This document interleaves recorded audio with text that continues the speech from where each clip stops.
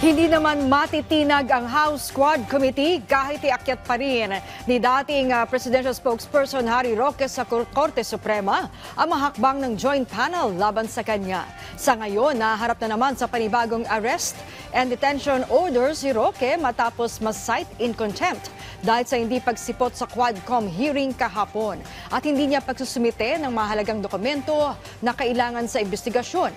Ayon kay Quadcom Lead Chair Robert Ace Barbers, karapatan naman ni Roque na dumulog sa korte. Pero ang ayaw lang nila ay ang samut-saring paninira na ibinabato laban sa kanila ng tagapagsalita ng dating Pangulo. Ginagawa lang naman daw kasi nila ang kanilang trabaho at ito ay bahagi ng paghahanap ng hustisya ukol sa mga krimen na may kaugnayan sa illegal pogos, illegal drugs at umano'y extrajudicial killings noong nagdaang administrasyon.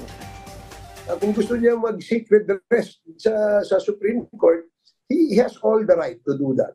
Ang pakiusap lang namin kasi huwag niya kaming sisiraan outside sa kanyang social media. Nagpaparali siya, nananawagan siya ng people power, sinisiraan niya itong Quadcom, sinasabi niya kangaroo court, and all these things, di ba?